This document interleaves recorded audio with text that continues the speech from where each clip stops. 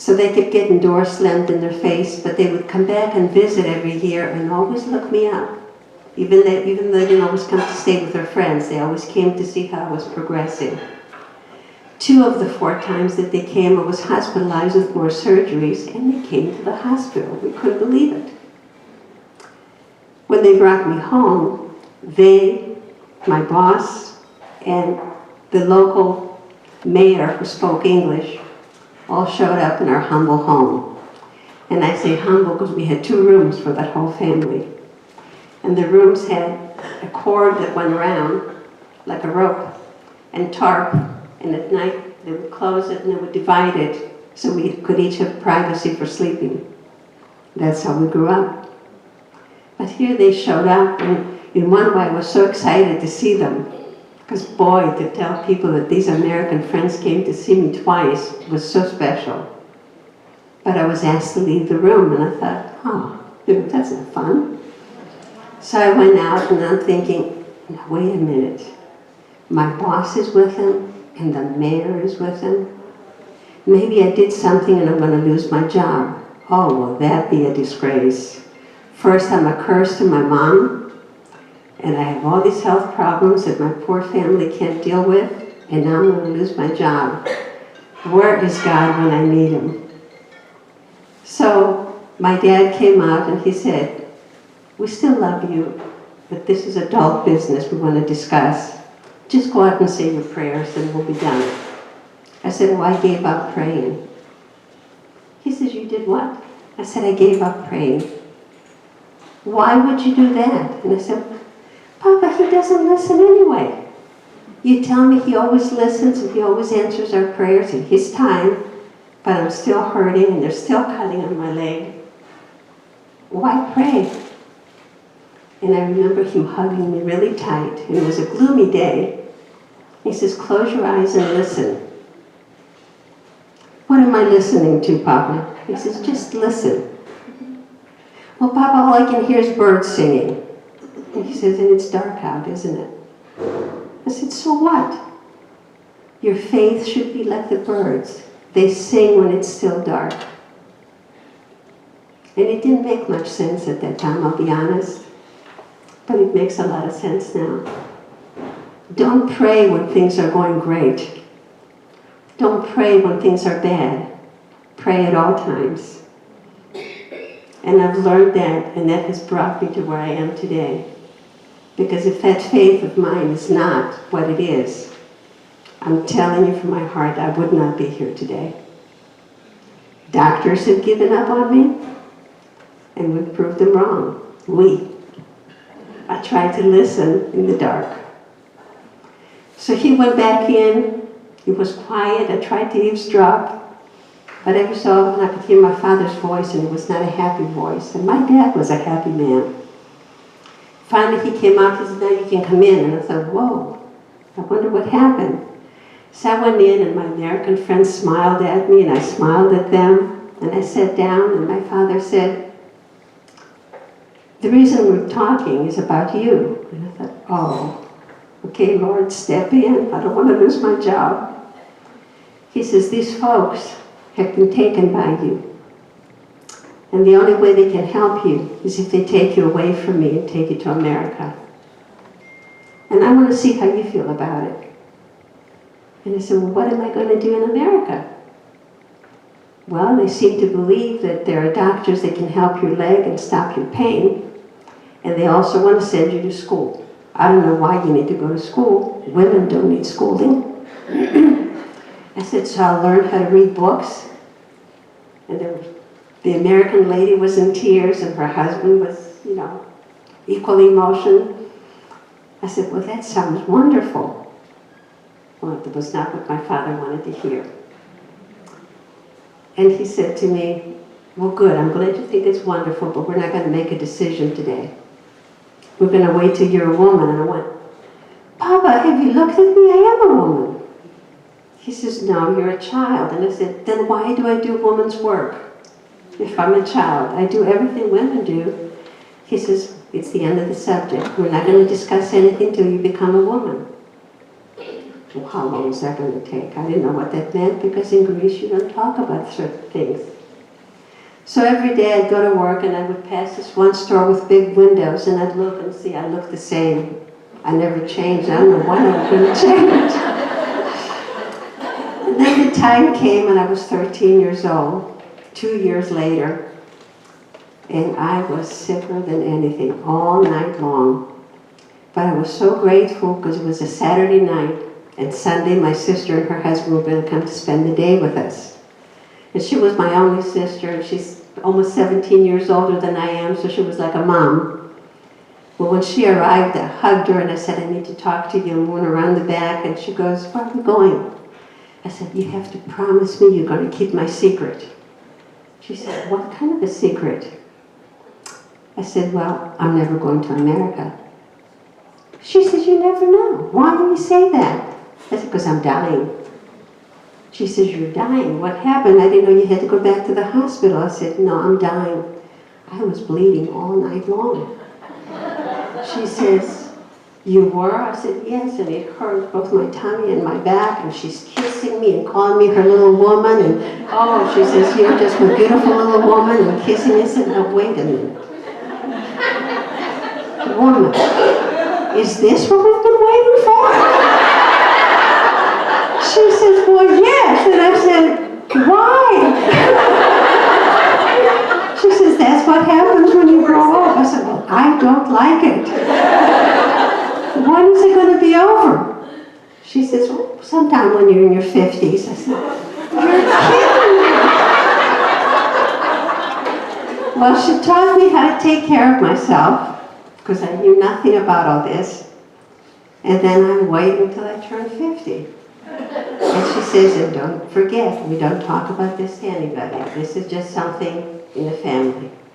I said, who would want to talk about this? Don't worry, I'm not going to say a word to anybody. 2 weeks later, it was our turn to go to visit her, and they had a donkey that I used to like to ride. So her husband came to lift me, to put me on. I said, no. He says, you don't want to go for a ride? I said, no, thank you. So he tells my sister she must really be in pain. She doesn't want to ride him. So my sister came up and she says, why don't you want to ride the donkey today? I said, you know. She says, still? I said, well, I'm not 50 yet.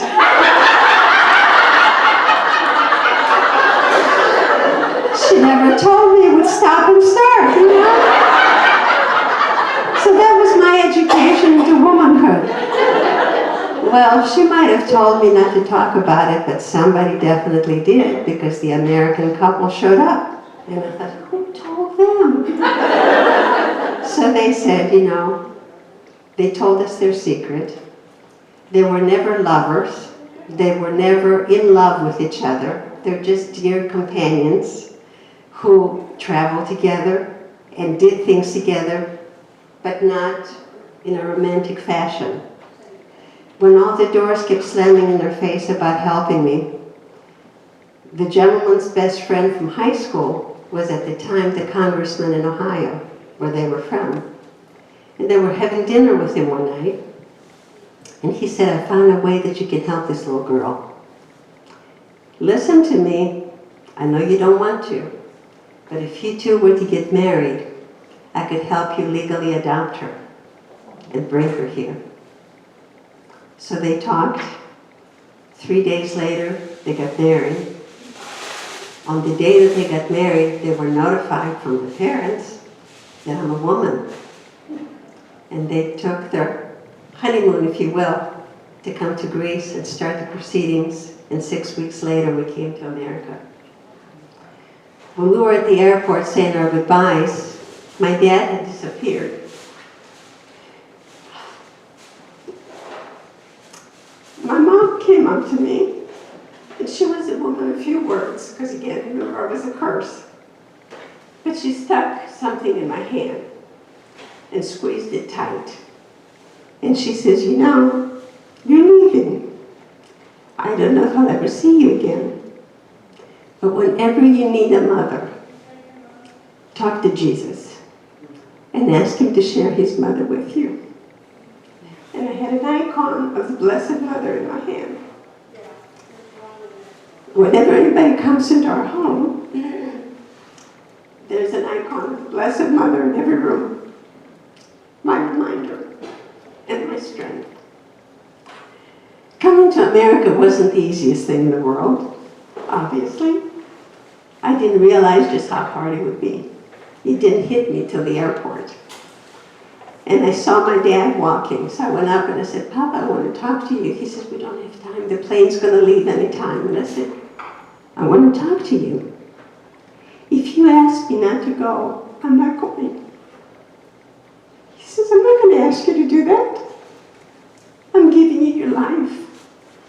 Go and continue blessing us. So that's how I left home. And then he says, oh wait, I forgot. So I turned around and thought, good, he's going to tell me not to go. He put some money in my hand. Ladies, I had never touched money. When you work, you get paid with hand-me-downs, with leftover food, with maybe flour, with things for survival, not money. Well, he put money in my hand, and I thought, for me? And he says, yes, I want you to hide it. And when you go to America, if they mistreat you or harm you in any way, you use this money to contact me, and I'll come get you. Well, I didn't realize just how much money I didn't have. He gave me the equivalent of $30.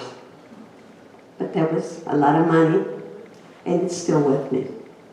With a note for my children to know what it is.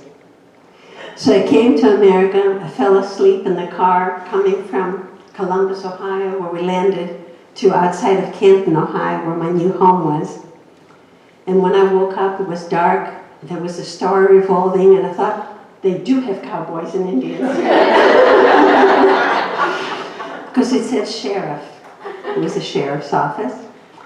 And I knew the word from having seen it in pictures. Well, it wasn't cowboys and Indians. I was disappointed.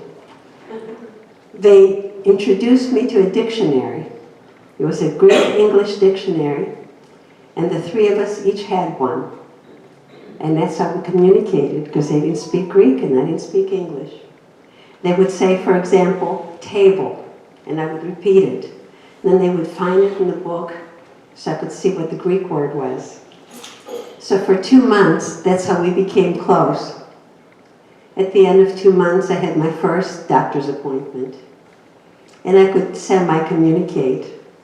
Well, they wouldn't let Mom in the room. I guess it was planned, but I didn't know. And when the doctor asked Mom to leave, he sat to talk with me, and they had an interpreter. And he said, what a lovely little girl I was. And he says, I like the way you take care of yourself. My hair was down below my hips. And I said, well, I should be cleaned. People here like to wash. I came, I said, from dirt roads and dirt floors, and I mean, we got dirty. We washed at night, but we really cleaned ourselves Saturday night before we went to worship on Sunday. Here, they make me get into this big thing full of water to my neck, and I have to do this every night. I hate it. I tried to get out of it, thinking I could sneak, because I wasn't dirty. Why get in there? So I would run the water and swish it with my hands and say that I took a bath. But Mom was smarter than me. My towel was dry, the soap was dry, the bath mat was dry. She knew I didn't take it. So finally she introduced me to a shower. One of the guest bathrooms had their own bath and a shower. And she said, would Poppy like this better? I said, yes. So I would go there and take my shower. But I didn't know the word for shower. I only knew it the European way. So when the doctor was saying I was so nice and clean with my hair and all, I said, at least I don't have to get in there to wash. Now I take a douche every night.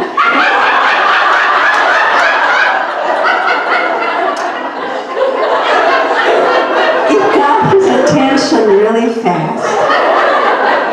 And he says, you do? And I said, yes, sir. He says, and where do you get this? I said, my mother. So the translator went out of the room, and next thing you know, Mom comes in, and she smiled at me and rubbed my face, and she says, "Did you tell the doctor that I give you douche every night?" And she said, "Yes, ma'am." "Why would you do that?"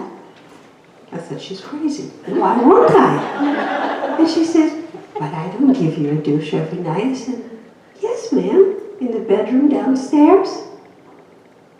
She didn't know what I was talking about, and I couldn't tell her anymore. She says, "Will you show me when we go home?" I said, "Of course." It was a quiet ride home. We get there, and I thought it was over with, and she says, "No, come and show me where you find this douche." And I thought, "What do you mean where I find it?" So we went downstairs. I turned it on. She said, "Shower." I said, "Douche." So she looked up in the dictionary. In Europe, it's called a douche. Then she told me what a douche was, and I was like, "Oh."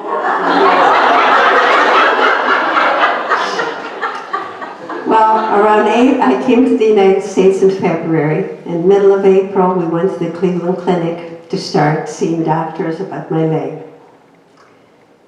I had my first American surgery there, and reconstruction, where they put rods and they extended my leg. So part of my leg is not mine, and part of it is. I call it all mine. But not speaking English, not knowing what they were doing to me, only experiencing the pain. Chemotherapy was rough. I lost my long, beautiful hair, and I didn't know anything about that. All I know, I was gone and sick. But being taught ever since I could remember that you will not cry in public. Only weak people cry. And if you cry, you will never get a job. You will never get married because they'll look at you as a sickly person. I kept it all inside. And I was the person that Lynn was reading in her book, giving other people strength, but not being able to receive it. And finally, one day I broke down. I couldn't take it. And my mom and dad left the room, and they came back to introduce me to Mr. Lang. It seems before they brought me here from Greece, my adopted dad had taken him aside and said, "Promise me before I give her to you, that when she gets really sick and in a lot of pain, you will give her work to do." And they thought that he was being cruel, and they said, "No, that's how I've taught her to cope with her pain. Promise me or she can't go with you." So when they saw me break down, they thought this was the time. Mr. Lang was an English teacher from the local high school who they hired to teach me English. Some days he would come and work with me a half hour, some days 3 hours. But by October, I was speaking English and I was able to start school. I was on cloud 9. It was the best gift in the world to go to school. As I got off the bus, an older boy came up to me and said, "Are you Poppy Jenkins?" And I said, "Yes." He said, "They need you in the office." I said, "Where is this?" And he told me. So I went to the office, and the lady behind the counter was busy typing, and I said, "Good morning." "Yeah, I'll be with you in a minute." Finally, she never looked at me, and she said, "So what's up?" I thought, "Oh, it's the first test," and I'm looking. 32 squares with many holes and 11 long lights. She says, "Are you being a smart aleck?" I said, "Oh no, ma'am, you're mistaken. My name is Poppy." Well, I was speaking English. I wasn't speaking slang that everybody else speaks. So I was in for a big surprise. But I loved school. I was welcomed. I felt at home. And I considered it another gift from God. My adopted parents kept their promise as far as keeping me connected with my real family. Every Saturday I would write a letter, give it to my adopted mom so she would make sure I wrote, and would mail it to them. I went to college, but not to a school that my parents had chosen for me. They had chosen Ohio State University and the University of Florida because I was a linguistics major and they really offered everything I needed. But I was so unhappy, almost as unhappy as when I left home. And finally I thought, They can't read your mind. You got to tell them how you feel. When there was a problem in our family, my adopted mom would say, well, let's have a cup of coffee and a piece of pie, and we'll talk about it.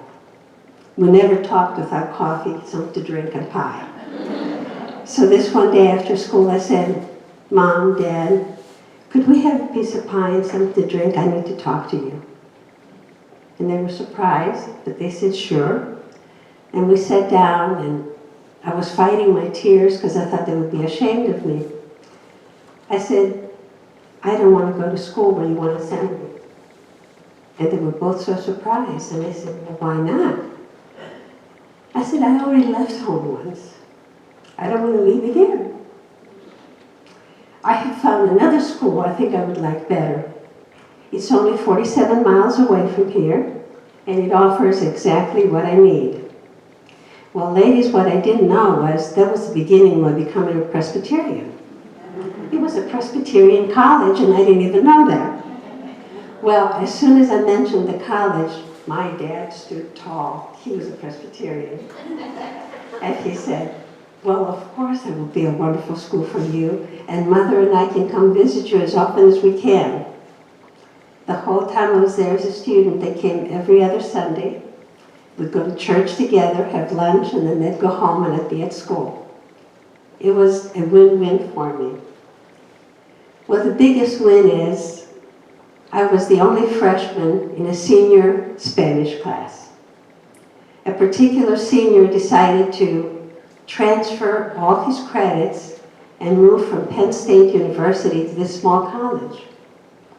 God enters. This senior was Bob Zurcher. And Bob Zurcher became my dearest, closest, and best friend. He was almost a replacement for my younger brother. The brother was only 6 years older than me. I shared everything with him that I had never shared with my own parents. My pains, my worries, my concerns, and my joys. And he did the same. I was dealing with my cancer with my leg, and he was angry with God because he was losing his 47-year-old father to leukemia. So between the two of us, we really bonded. But the year was coming to an end, and he was going to graduate. And Vietnam was going strong. And he decides to tell me he loves me. And I'm going, well, yeah, I love you too. He says, no, I love you and I want to marry you. I said, well, I can't marry you. He says, you can't, why not? I need to go to school. I'm going to let down my Greek family, my adopted parents. I just can't do that. Oh, but if I wait, you'll marry me? I said, well, sure.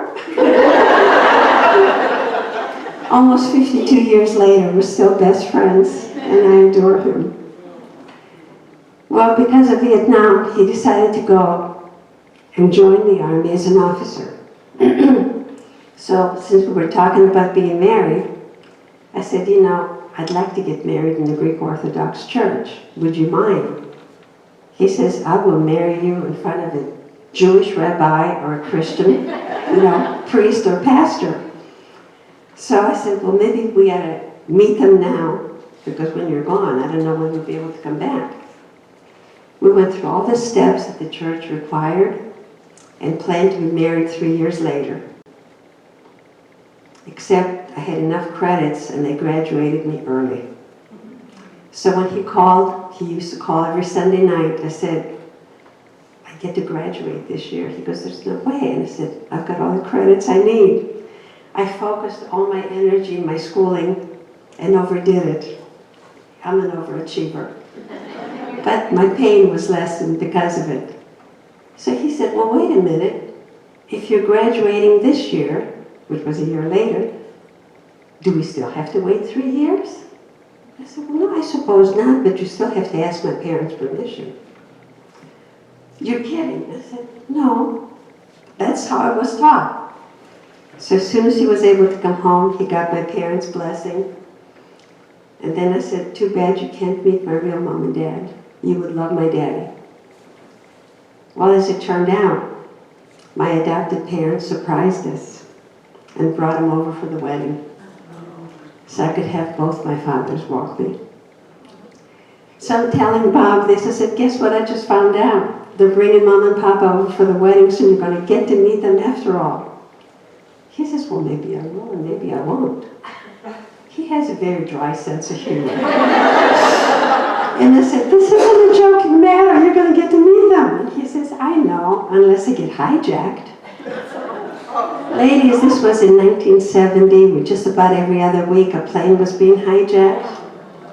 Do you recall Pan Am flight that went from London to Ireland for 4 days? My parents were on it.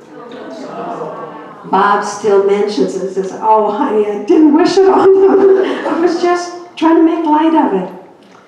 But Mom cried the whole time, I'm told, and Pop was entertaining everybody with his hand gestures and trying to communicate. Then they came around to give Gideon Bibles to anybody that was interested.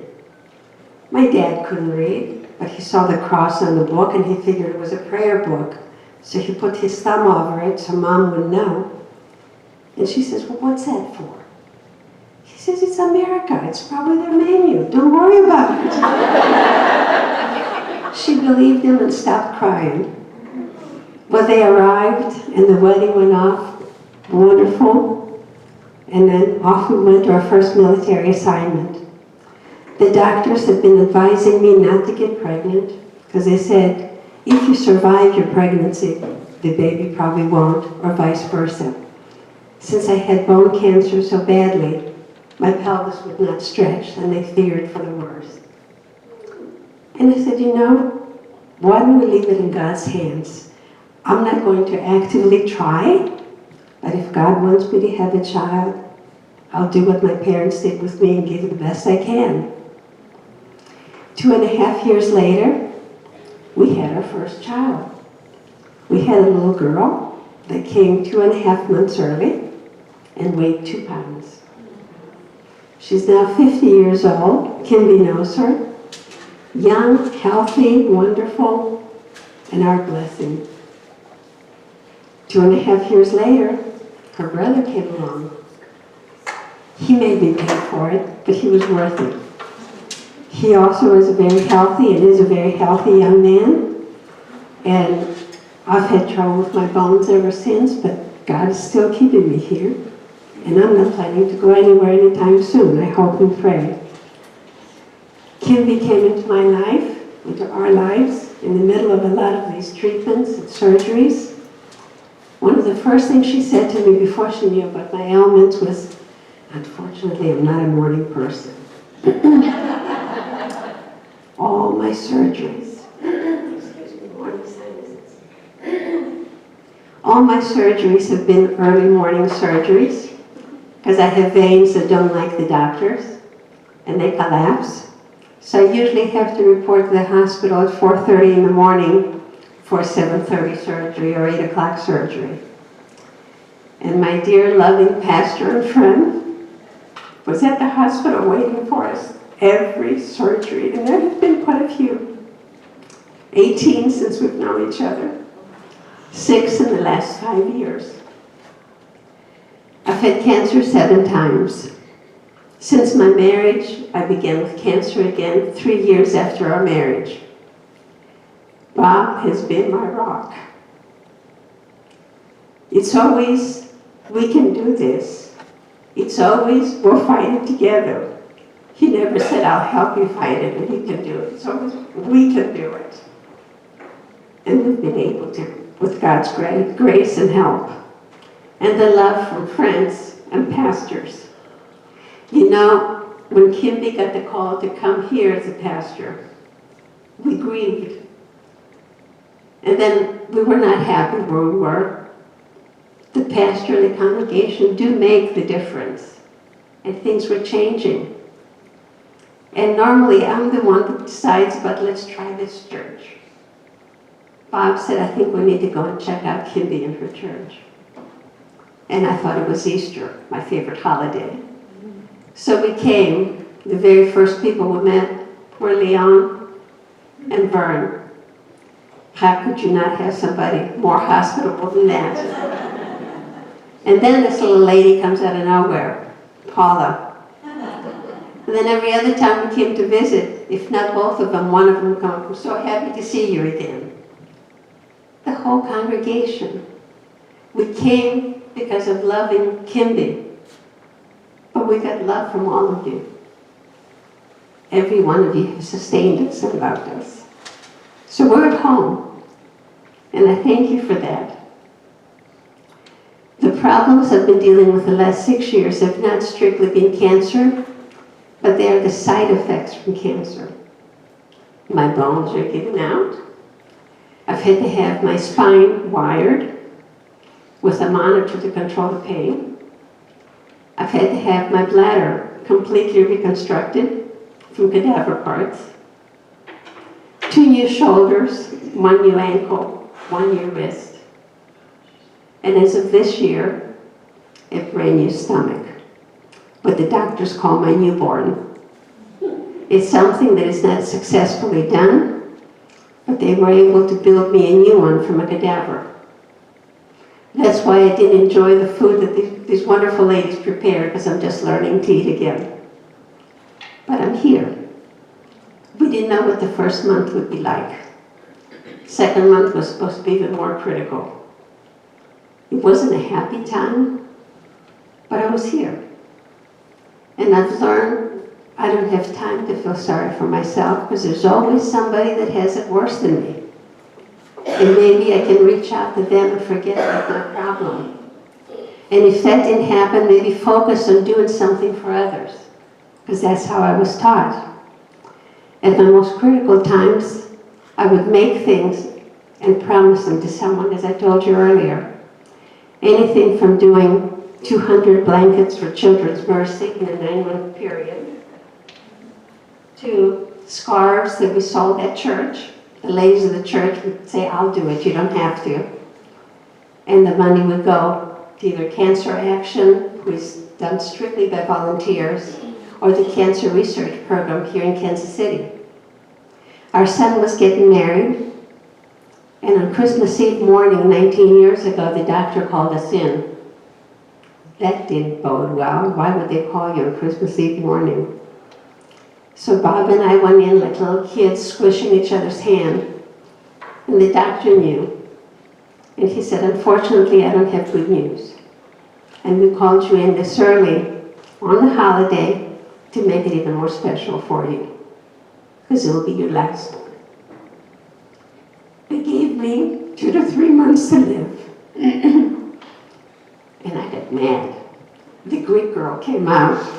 That means I forgot English and I wanted to ramble in Greek. And finally I said, "I can't believe you're doing this. How dare you call me here on Christmas Eve morning? Do you know how busy I am?" He says, "Did you hear what I said?" I said, "And do you know how busy I am? I'm not going to discuss it anymore. I'm going home." Poppy, and I'm walking out of the clinic. My husband comes behind me, and he was lost. And I said, "I don't want to talk about it. It's Christmas. We're going to go home. We're not going to tell the children a thing. We're a small family. And we're going to enjoy Christ's birth. We'll talk about this afterwards." And Bob said, "Whatever you want to do." Okay, of course it was on my mind, but I refused to face it. I called the cancer hotline when I had a little time alone. I had heard a lot about them, and I thought, maybe they can tell me something. The phone rang and rang and rang, and finally a man answered. And he said, "How can I help you?" I couldn't talk. I said, "I don't know." He said, "When you called, you must have something to ask." I said, "Well, I just found out yesterday that I'm terminal." "Really? Like a bus or a train?" And I said, "I'm sorry, but this isn't funny." He says, "Well, it is when you say terminal. Who on earth knows what terminal is? Only God in heaven knows that." I thought, I like this man. He says, "Let me tell you about me." He never asked me a question. He says, "Let me tell you about me. My name is Richard Block. And I have started the Block Cancer Hotline. I was told I was going to die 17 years ago. And for the first 5 years, doors were closed and they were saying there's nothing else to be done. I found a young resident in Los Angeles that said, "Sir, it's an experiment, but you've got nothing to lose. Can we try it?" And I'm still here today. "Has anybody talked to you about a clinical trial?" I said, "No." "Well, you don't have time to talk to me, Missy. You go back to that doctor and ask him to tell you about a clinical trial." And oh, by the way, when you beat this, I said, "Well, if I beat it." And he goes, "When you beat this, would you become one of my volunteers?" I said, "Yes, I will." So after the new year, we went back in to see the oncologist, and I said, "Before you say anything, yes, I was sick. Yes, I didn't feel well. But why haven't you talked to me about a clinical trial?" He says, "It would ravage your body." I said, "Oh, it would kill me." He says, "Yeah. Cancer is killing me. What's the difference? At least let's try it." He goes, "Poppy, no." I said, "Isn't it up to me to make the decision?" And Bob is squeezing my hand like, "Don't push it, you know." And he finally said, "Don't leave me." So I said, "I'm not going anywhere." I was mad and ready to fight. He says, "Well, first of all, if you're going to do this, we have to put some weight on you." Because I had been losing a lot of the treatments. And Bob says, "Well, good luck, because it's not working." He says, "Then it's up to you." He says to me, he says, "Yes, you're going to see to it that for the next 6 weeks, she will only eat boiled pasta and boiled potatoes." I thought, pasta, potatoes, that's up my line. I like that. Nothing on it. And drink 16 ounces of the starch. He gets old, let me tell you. I was in bed and I would pretend I was asleep because every time I opened my eyes there was a spoon in front of me and Bob would say, "Just one more bite, honey, just one more bite." Our pastor would call and say, "Is there anything we can do? The people in the congregation wants to know what they can do." But I was isolated because of infection. I said, "No, there's really nothing." So one day I said, "There is something." "Good, what can we do for you?" I said, "Invite Bob out for lunch and then take him to a long movie." "Is there a problem?" I said, "He feeds me every time I open my eyes." I gained the 40 pounds they wanted me to gain, and we went through the clinical trial. I made it to my son's wedding. I've gotten to have 2 grandchildren. And then 5 years after that, nationally, they made me the poster child, if you will, Cancer Survivor of the Year. And in celebration of that, that's when my sister made the national dress that I'm wearing. So I've chosen to wear it whenever I speak in honor of God's grace and the love I have around me. The cancer hotline, if you don't know anything about it, is wonderful. It doesn't tell you what to do, but it helps you ask the questions that you don't know what to ask. I have brought 2 books that Mr. Block and his wife Annette have published. They're so, so helpful. I get cases of them every month that I share with churches and with people going through this struggle. The blue sheet of paper that's on the table are questions that I encourage everybody to take. They are questions to ask your doctor if you or your loved one finds out that you have cancer. Because so many times we hear, "I don't know what to ask. I've never been through this before. I'm scared." Get that paper and read it in front of the doctor and get those answers before you make a decision. But the best thing you can do is don't sit home to think about it. Once you find out, put your pain behind you and move forward. Find the doctor you trust, the doctor that can help you, and do something about it. Because it's been proven, ladies, and I'm here to show you. If they catch it early, they can help you. So don't let a loved one or yourselves be short, with your life. It's a gift that God has given us, and it's up to us to maintain it. So please feel free and take it. Another organization that is very, very dear to my heart is Cancer Action. Have any of you heard of it? It was established here in Kansas City by two ladies who had both battled cancer, who had both struggled because they didn't have the means to buy what they needed to pay for their treatments. So from their garage, they started collecting things that people gave them to help other patients. Now it's become quite a big deal. It's the only place in the United States that has it, but they help people all over the United States and now Europe. I've become one of the volunteers only because I heard about them through the cancer hotline when my niece ended up with cancer back in Greece and she couldn't get anything that she needed. And Annette Block said, well, honey, why don't you go over to Cancer Action? They'll get you what you need. I couldn't believe it. They wouldn't take money. They gave me bras for her, undergarments for the tubes, for the drainage, everything she needed, and kept saying, too bad we can't send the nutrition she needs to her. So I said to the Lord, you know, every time I have the opportunity to talk about them and send people to them, I'll do what I can to help.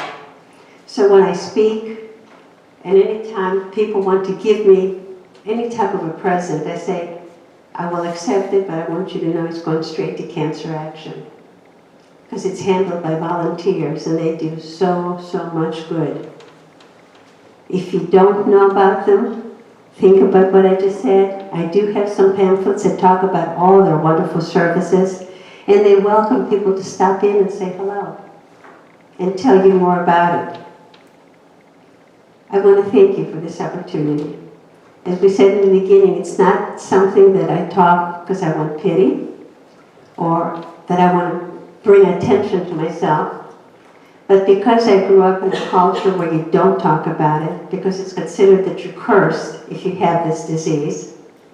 And then in later life, if it comes back, you don't know what to ask the doctors because you don't know where you've been, so you don't know where you're going. I want to make sure that people are aware of what is happening so they can get help. You're not there to cure them and to provide answers. You're there to care and listen and tell them what you've dealt with so maybe they can take and move on. The jewelry that you see behind me is not a hobby. As I told you, I've always undertaken things that I could do, and then when I sell it, I give proceeds to help others. I started with the cookbooks that I've published. First one when my son got married, and he said, Mom, would you write down some of our traditions and recipes? Because my wife has never made coffee. And I said, but you know how to do this. But he's a diplomat at the State Department, and his hours are long, and he said, I won't always be home to do the cooking. So Bob would put the laptop on my chest, and whether I was in the hospital or at home, when I couldn't sleep, I would write down recipes and stories, never dreaming that we'd want to publish it. Long story short, it got published, and the publisher said to us, so how many copies would you like to start with? I said, 50, 75? And he laughed, and he said to my husband, she's quite a character, isn't she? And I thought, what was so funny about that? He says, oh, minimum order is 1,500. I said, we're new to Kansas City, we don't know that many people. So do you want to publish it or don't you? Okay, we'll do 1,500. I never dreamed it would sell more than maybe 50. It's been printed and reprinted 11 times. And it's still being sold. Second one came when the bones decided to break in my legs, and I was with my leg out for 6 months. And the publisher said, you know what, your first book has done so well, would you consider doing another? And Bob said no. And the phone was behind me in this house, and I said, honey, he doesn't shout at me or get angry with me very often, but he hung up the phone, he came up to the bed, and he goes, what? And I said, I can do this. And he goes, you can't even stand up. I have to carry you to take you to the bathroom. How are you going to make a cookbook? I said, I'm laying here for 24 hours. Give me something to do. So that's how the second book came around. The publisher was so thrilled. He said, if we can get it out in time for Christmas, I will pay for the cover. And I'm going to send a photographer to the house to take a picture of the table with food and such. I said, how wonderful. Bob said, no. I said, why not? He says, and how are you going to do that? You can't even get up. And I said, you can help me, huh? We'll tell the photographer one picture only, one shot. If it works, great. If it doesn't, and what about the food? When I'm nervous or I'm stressed, I cook and put things in the freezer. I said, go to the freezer, I'll tell you what to bring out. He set the table, and he says, and your shorts on top? And I said, go upstairs in such and such a closet and bring me a dressy top. They're not going to see me from waist down. It was a hospital shorts. Honey, I said, I know. So ladies, you need to look at this cover. My oncologist encouraged me to tell the story. My husband's mortified, so no, you didn't hear it. He is under the table holding my tush while the picture is being taken. So if you make up your mind, you can do wonders.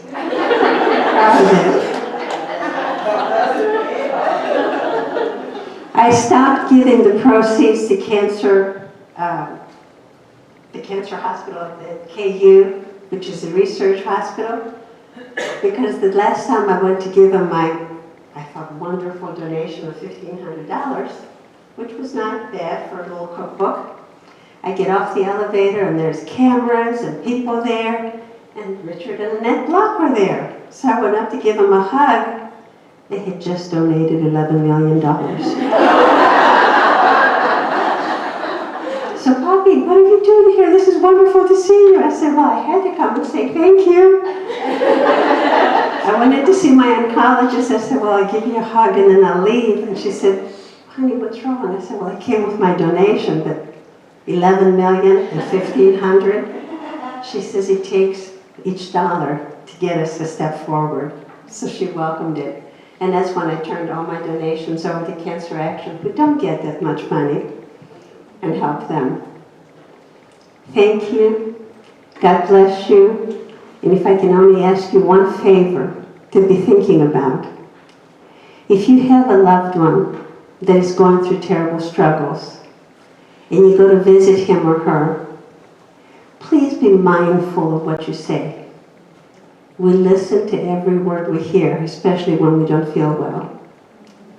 There's nothing worse than having somebody you love look at you and say, oh, and your beautiful hair, is it ever going to grow back? How long has it been now since you lost it? 6 years. But I have pretty hair. Or, well, at least you have a good appetite because you're putting on weight. You don't know what the treatment is. Not everybody with breast cancer, for example, has the same breast cancer as your friend, or the same treatment. Don't do comparisons. If you don't know what to say, just say, I'm so glad I got to see you. Maybe we can do it again. That's the only favor I have, because it's something that lives with us. I thank you, and I thank you for all that you do for me and friends that are dealing with this disease. Thank you.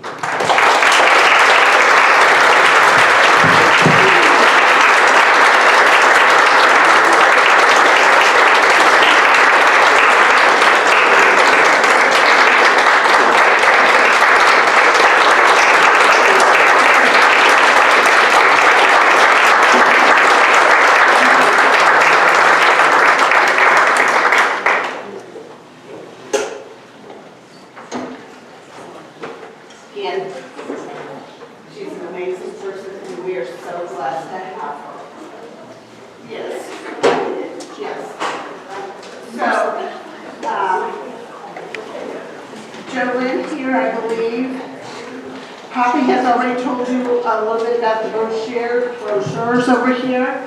Feel free afterwards to come over here and take a look at some of her pictures and her magazines. And then there's also brochures if you need to would like to take some. Also, Poppy, when she doesn't feel well and she's had quite a bit, not sleeping well, her thing is to make jewelry. There's no two pieces alike. She's brought some of I'm getting this one. First come, first served. That's all I gotta say whatever Jolene. But feel free to come and take a look and everything. Okay, Jolene, do you want to talk about where our donations for today is going to go? We have two donations. If you notice on the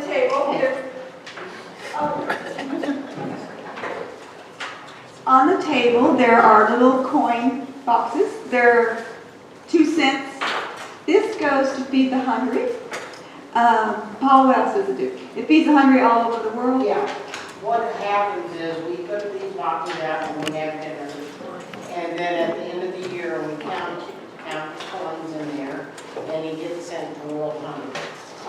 So it serves a good purpose. And then today's donation that we're going to pass around the plate for is for Cancer Action. Obviously taking care of, but Cancer Action. So donation today that Poppy's donating to, we're going to also donate. Karen Elliott, will you please come up here while they're collecting it? Karen is going to let us know how you might win a centerpiece. First of all, I want to have Susan and Shauna stand up. Shauna's already standing. Susan. We are the committee that did the decorations. So. Okay. In the center of each of the tables, there's a calla lily.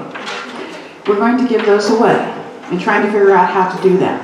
So there is a privilege with age. Do we have anybody here that's 95 and older? 94,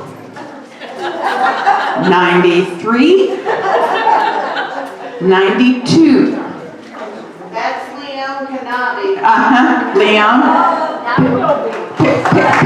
Pick your calla lily. You get to take one. Okay. Thank you. 92, 91, 90, 89. Okay, you get your calla lily. You get a calla lily. Okay. 88. Just the calories.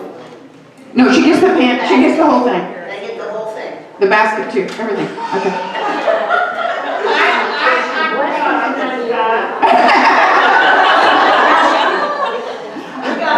Okay, I think we were, I'm not sure, 88, 87, 86, 85. I feel like an auctioneer. 84, okay. So please stand up and pick up a calla lily right now. One of you can take the one that's on the table and one of them. We were at 85, okay. 84, that was 84. 83, okay. 83, 82.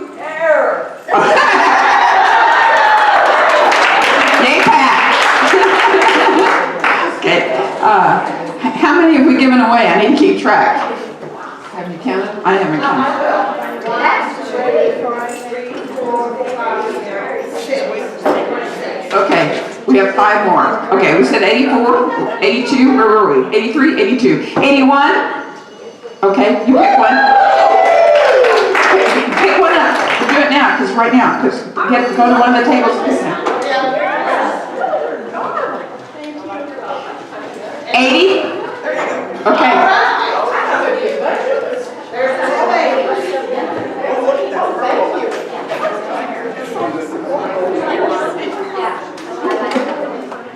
$79.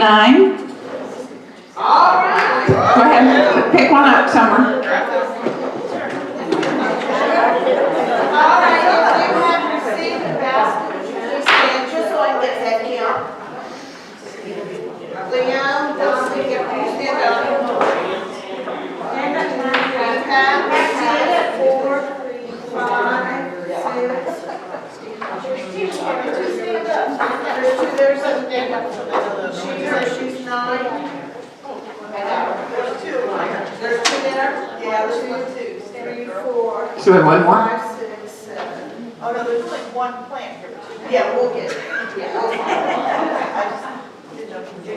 I should have been counting too. I should have. We got 11. We're done. Thank you, ladies.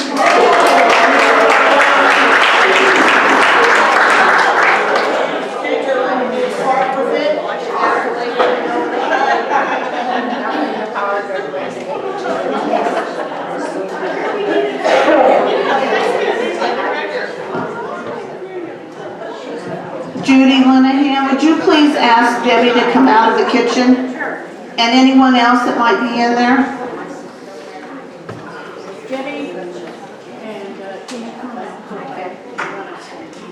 I got the door, Judy. I got the door. I would like to thank our kitchen staff, the people that coordinated the food and made sure we had plenty. Judy, Debbie, and Tina, thank you so much.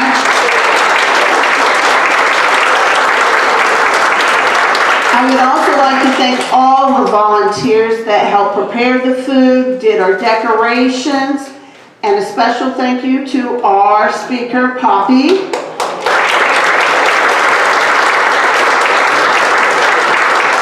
And I'd also like to thank you all for coming. This has been an amazing morning. So in closing, I have something that I found by Helen Steiner Rice. And it says, "Stores don't sell, I must confess, the joys of life that cheer and bless. But friends and prayers are priceless, treasures beyond all monetary measures. And so, my friends, I say a prayer that God will keep you in His care. I pray that each of you blossom where you're planted at this season of your life. I pray God takes each of you safely home. Thank you for coming. Amen."